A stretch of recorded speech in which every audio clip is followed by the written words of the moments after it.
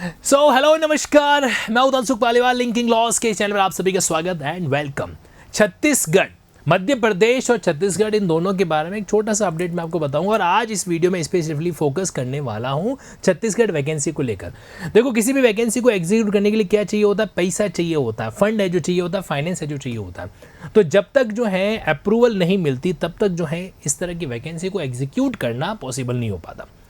आप सभी जानते हैं कि छत्तीसगढ़ के अंदर जुडिशियल डिपार्टमेंट यानी कि जो वहाँ पे जो कोर्ट करिकुलम जो है वहाँ पे बड़ा वैकेंसी चल रहा है, उसके चक्कर में वहाँ का जो कामकाज जो है वो प्रभावित होता है।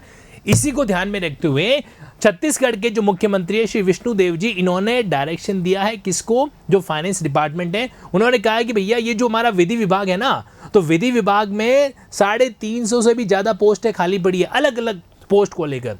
इसमें स्टेनोग्राफर भी हैं, आपके असिस्टेंट ग्रेड 3 भी हैं और साथ ही साथ में सिविल जज की पोस्ट भी है जो खाली है।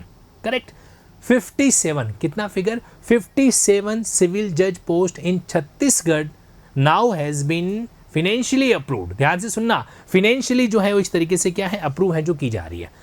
तो इसका फायदा क्या होगा? ऑब्वियसली बात है, फायदा ये है कि इसकी वैकेंसी आने वाली है। आप में से जो कैंडिडेट जो छत्तीसगढ़ से उम्मीद लगा के बैठे उनके लिए बहुत ही अच्छी खबर है कि 57 पोस्ट का वैकेंसी का जो बिगुल है वो कभी भी बच सकता है।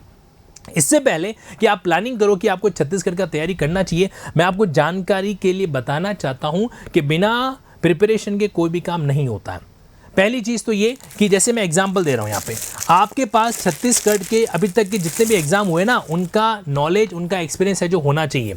अब मेरे पास में छत्तीसगढ़ का पूरा कोर्स करिकुलम है और इसके बारे में आपको बताना चाहता हूँ कि इसमें कॉन्स्टिट्यूशन, साथ साथ BNS, CPC, BNSS, Indian evidence यानी कि आपका BSA, contract law, transfer property limitation, specifically registration act, court fee, Chhattisgarh rent control, Chhattisgarh land revenue, Chhattisgarh excise act और NI act, negotiable instrument act, ये आपके सिलेबस का क्या रहता है? हिस्सा है जो रहता है। ठीक है, और इनका अलग अलग वेटेज भी है जो आपको इस बुकलेट के अंदर वैसे मिल भी जाएगा। तो अब यहाँ पर प्रीलिम्स और मेंस, वैसे तो इस बुकलेट में मैंने दोनों चीज़ों को कवर किया है, लेकिन फिर भी मैं आपको ऑफिशियली एक बात बताना चाहता हूँ कि प्रीलिम्स और मेंस एग्जामिनेशन के अंदर रात दिन का अंतर है और छत्तीसगढ़ एक ऐसा स्टेट है जो वनडे मेंस कंडक्ट करता है। वनडे मेंस का मतलब क्या हुआ, आइए आपको बताता हूँ मैं।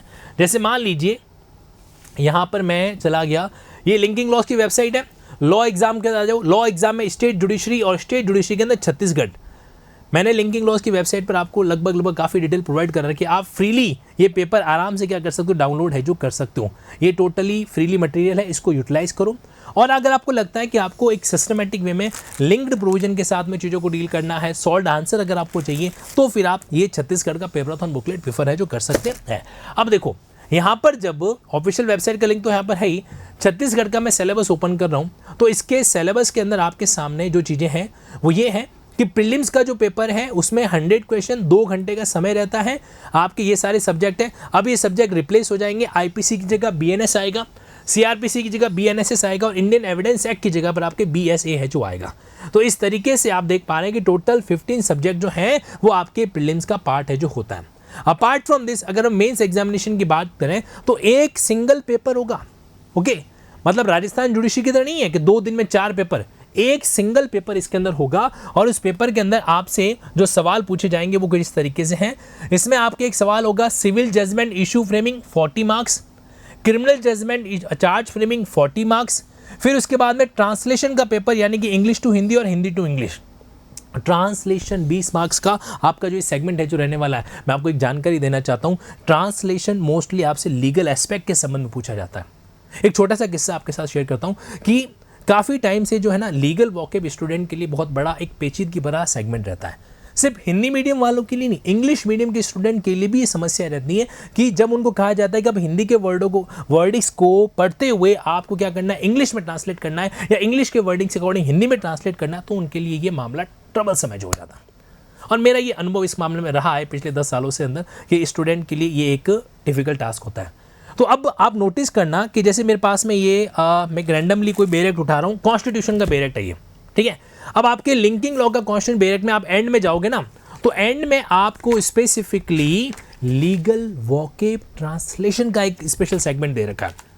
मतलब इसमें आपको कीवर्ड टू मेमोराइज वो तो दे ही रखा है। अब जैसे लीगल वॉकेब है कॉन्स्टिट्यूशन के अंदर, इधर देखिए, कॉन्स्टिट्यूशन के अंदर जितने भी लीगल वर्ड इस्तेमाल हो रखे हैं वो लीगल वर्ड कहाँ पे इस्तेमाल हुए हैं, यानी कि सेक्शन नंबर, उस लीगल वर्ड का अंग्रेजी क्या है और उसी लीगल वर्ड का हिंदी क्या है। जैसे उदाहरण के लिए पर्सनल लिबर्टी व्यक्तिगत स्वतंत्रता, सेल्फ इंक्रिमिनेशन आत्मदोषारोपण, कंटेम्प्ट ऑफ कोर्ट न्यायालय की अवमानना, पब्लिक ऑर्डर लोक व्यवस्था, तो इस तरीके टाइटल्स उपस्थितियां तो उपाधियां, तो ये सारी की सारी बातें आपको यहाँ पर। और सिर्फ ये बात मैं कॉन्स्टिट्यूशन के बेयर एक्ट में नहीं कर रहा हूँ, ये मेरा आपसे प्रॉमिस है लिंकिंग लॉ की तरफ से जो भी बेयर एक्ट आपके बीच में लाने वाला हूँ, चाहे वो आपके पहले, इनफैक्ट ये जो आपके बेयर एक्ट है ना, कौन से वाले, आपके BNS, BSA और BNSS, इनके अंदर भी सेम चीज़ आपको देखने को है जो मिलती है कि यहाँ पर भी जब आप इसको डील करते हैं ना, तो एंड में आपके सामने ये लीगल वॉकेब है जो दे रखा है, जो कि आपके काम को क्या कर सके, आसान है जो कर सके। करेक्ट। अब ये बात तो रही इस संबंध में, क्योंकि मेंस एग्जाम बहुत मायने रखता है, उसी के अकॉर्डिंग आपका इंटरव्यू जो है वो आगे अपना डिसीजन है जो लेता है। तो 57 जो पोस्ट आपके बीच में आ रही हैं, बी प्रिपेयर। और judgement writing, criminal judgement writing हो या सिविल जजमेंट राइटिंग हो, ध्यान रखना रातों रात तैयार नहीं होती है। आपको डेफिनेटली, मैंने आपके CG के पेपर बुकलेट में एंड में आपको कई सारे जजमेंट का सॉल्यूशन भी दे रखा है, तो आप उन जजमेंट को जरूर ऑब्जर्व करें, देखें। लेकिन सीखने के लिए हमें डिटेल ऑब्जर्वेशन करना पड़ेगा। किस चीज का, पुराने पेपर्स का तो करना ही करना पड़ेगा, साथ ही साथ में जो हमारे लिए civil procedure code, Indian contract act, transfer property act, specific relief act, rent control वगैरह, इन कानून के साथ साथ में उसका प्रोसीजर सेगमेंट भी देखना पड़ेगा। एग्जाम्पल के लिए, जब तक आप CPC का ऑर्डर 20 नहीं समझ लेते, तो आपको कैसे पता चलेगा कि सिविल जजमेंट का कंटेंट क्या क्या होना चाहिए। जब तक आप BNSS, भारतीय नागरिक सुरक्षा संहिता का चैप्टर नंबर 29 डील नहीं कर लेते, अगर स्पेसिफिक बात करूं तो सेक्शन 393 की बात कर रहे हैं, तो language and content of the judgement, जब तक आप उसको नहीं देख लेते, निर्णय की भाषा और निर्णय की अंतर वस्तु, तब तक आपको नहीं पता चलेगा कि क्या क्या चीज़ें आनी चाहिए, क्या क्या चीज़ें नहीं आनी चाहिए। चार्ज फ्रेमिंग चैप्टर नंबर 18, जब तक उसको डील नहीं करेंगे तब तक हमको समझ में नहीं आएगा कि भाई चार्ज फ्रेमिंग के अंदर कौन कौन सा कंटेंट होना चाहिए, क्या नहीं होना चाहिए। तो मतलब कभी भी जजमेंट है ना डायरेक्टली नहीं आता, जजमेंट के अंदर हमें पुरानी चीज़ों को ऑब्जर्व है जो करना पड़ता है। खैर, साथ ही साथ में आपके लिए ये जो सेगमेंट है कि भाई आपको प्रीलिम्स के अंदर इन सारी चीज़ों को डील करना है, ये एक बड़ा चैलेंज है जो रहेगा। मैं ये मान के चल रहा हूँ कि आपके पास एक 6 मंथ का रनवे है।